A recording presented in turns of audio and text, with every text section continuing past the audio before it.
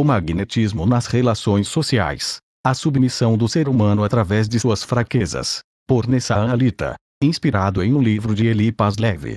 Dados para citação. Alita, Nessar, 2002. O magnetismo nas relações sociais. A submissão do ser humano através de suas fraquezas. Edição virtual independente de 2008. Palavras-chave: magnetismo, a atração, encantamento, paixões, vontade. O magnetismo nas relações sociais. Introdução. 1. As atrações e repulsões. 2. As cadeias magnéticas. 3. A resistência e a manipulação das correntes. 4. A manipulação e a instrumentalização das crenças. 5. As tendências de instalação da crença. 6. A natureza da paixão humana. 7. A apoderação da vontade alheia. 8. O caráter autodominatório da manipulação. 9. A singularidade comportamental do elemento passivo. 10. O uso da simpatia da maioria dos elos de uma cadeia por homens vis. 11. O magnetismo nas polêmicas. 12. A dinâmica psicológica do encantamento e da feitiçaria. 13. Emancipação do comportamento na condução das correntes magnéticas. Conclusões. Introdução. Neste pequeno ensaio tenho por meta demonstrar a necessidade de superarmos nossas fraquezas passionais, os desejos e os medos. Por meio das fraquezas, estamos expostos à maldade e à manipulação. Somos vítimas de várias circunstâncias pela debilidade de nossa vontade. O homem nasce da vitória sobre o animal, sobre o instinto. Vencer o instinto não é enfraquecê-lo ou suprimi-lo, mas dominá-lo, transcendi-lo, dirigi-lo e usá-lo em nosso favor. Em uma palavra, assimilá-lo. A domínio sobre os instintos requer a morte dos egos, elementários, agregados psíquicos, eus, valores, complexos ou como queiramos chamá-los. Os nossos defeitos nos conferem um poder inigualável. Entretanto, aquele que fizer uso errado ou egoísta do poder será um criminoso e terá que responder por isso. Apenas com a finalidade de dar orientação e permitir às pessoas que se protejam das malignas influências hipnóticas da vida é que forneço esses importantes conhecimentos sobre a manipulação do homem. Esclareço que os conhecimentos contidos neste livro não apresentam nenhuma relação com as técnicas hipnóticas ou manipulatórias, mas, ao contrário, resultam de reflexões filosóficas diametralmente opostas. A intenção deste trabalho é auxiliar as pessoas a resistirem a múltiplas influências hipnóticas, sugestões subliminares, influências psíquicas, manipulações mentais e fascinações, combatendo as nefastas influências de quaisquer técnicas e processos de ludibriação manipulatória que intensifiquem o adormecimento da consciência. Posiciono-me completamente a favor do despertar da consciência e radicalmente contra o seu adormecimento. Desejo-lhe a vitória. 1. As atrações e repulsões. Em 29 de dezembro de 2002, as relações sociais obedecem a princípios magnéticos como o fazem os corpos inanimados. Os seres humanos instalam entre si e com o mundo relações de atração e repulsão. São atraídos pelo que gostam e repelidos pelo que detestam. Quando são irresistivelmente atraídos ou repelidos, atua um magnetismo universal. Por trás das influências magnéticas estão as fascinações. A qualidade das mesmas determinam o que será atraente ou repelente. Quanto mais expostos à fascinação estivermos, mais vitimados pelas circunstâncias seremos. Os fluxos magnéticos formam estruturas sociais que vão dos pares de casais, famílias ou parcerias de amigos até a humanidade inteira. A força psíquica promove agregações sociais por afinidade simpática e desagregações por efeitos antipáticos. A simpatia se origina da convergência de desejos e a antipatia da divergência. O sentido assumido pelo desejo é o fluxo da libido.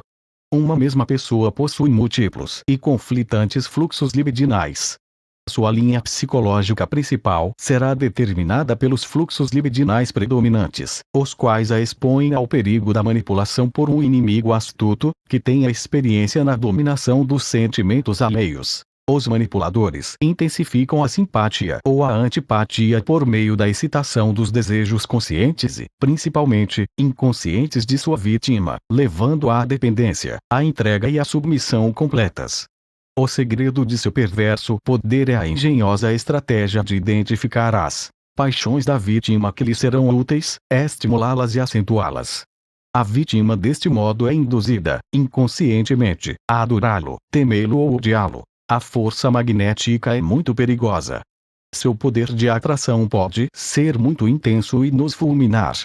Para movimentá-la precisamos de um ponto de fixidez, o autocentramento, o qual é obtido por meio da dissolução dos complexos que nos confere liberdade comportamental e o poder de resistir às atrações e repulsões fatais do magnetismo universal. É sempre conveniente, na medida do possível, evitar antipatias, mas para tanto é necessário dissolver os egos.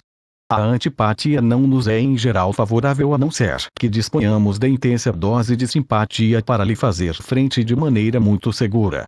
Devemos evitar ao máximo a constelação de antipatias. Quando mexemos na corrente magnética, isto é, no fluxo libidinal e interpessoal ou intrapessoal, desencadeamos reações. A presciência das mesmas é fundamental para não sermos fulminados. O meio para determinar simpatias e antipatias é a observação. Por meio da observação o manipulador descobre quais são os objetos de amor e de ódio. A afinidade simpática se estabelece pela correspondência de atitudes, pela convergência de comportamentos. Se atuarmos contrariamente ao que alguém detesta e favoravelmente ao que alguém ama, entraremos em afinidade simpática. Para se superar uma grande antipatia é preciso uma dose superior de simpatia. A supressão de um ódio ou mágoa imensos requer a aplicação exaustiva do magnetismo em sentido contrário e proporcional à hostilidade sentida. Somos seres altamente mecânicos. Reagimos aos acontecimentos automaticamente e dentro de padrões detectáveis. Para sermos induzidos a ações ou estados de mente e sentimento, basta que o manipulador conheça a forma de provocá-los. Por exemplo, induzimos alguém que sente prazer na oposição gratuita a defender nossas ideias quando fingimos defender ideias opostas às que em realidade são as nossas. Induzimos um fofoqueiro a propagar uma notícia quando lhe pedimos para ocultá-la sob a alegação de ser um grande segredo. Assim age o manipulador. O primeiro passo na manipulação é a identificação dos condicionamentos do outro. O segundo passo é a descoberta do agente desencadeador da ação mecânica. O terceiro passo é a instrumentalização desse condicionamento, a descoberta de situações em que o mesmo é útil aos nossos propósitos. Então basta apertar os botões e as reações se desencadeiam. O manipulador faz um levantamento dos condicionamentos comportamentais e dos objetos que exercem atração e repulsão em sua vítima. Então os utiliza conforme as circunstâncias. Quando as reais intenções do manipulador são percebidas, sua imagem sofre um desgaste perante a vítima. Para recuperá-la, este precisará agir como se o objeto de seu desejo fosse altamente desinteressante. Em seguida, dar continuidade aos atos encantadores. Na manipulação opera-se por alternância. Não se opõe força contra a força, mas, ao contrário, se intensifica e instrumentaliza os fluxos de força existentes. A insistência em uma única direção produz um fluxo de força resistente na direção contrária. A lisonja e o carinho contínuos e excessivos conduzem à irritação e ao fastio. A indiferença e o desprezo contínuos consolidam a frieza e afastamento. O manipulador combina dialeticamente os opostos. Toma atitudes encantadoras ao mesmo tempo em que simula estar desinteressado. Então, vai acompanhando a evolução do processo de enlouquecimento de sua vítima. Pode-se induzir no outro estados internos por simpatia ou antipatia. Todas as nossas atitudes desencadeiam no outro reações mecânicas contra as quais se é indefeso. Para instrumentalizá-las, basta observar os efeitos de cada atitude e descobrir situações em que seriam desejáveis. As pessoas reagem automaticamente ante as circunstâncias, de modo padronizado. São absolutamente manipuláveis através de um jogo de atração e repulsão que corresponde ao fluxo do magnetismo universal. A voz e o olhar são poderosas ferramentas de encantamento.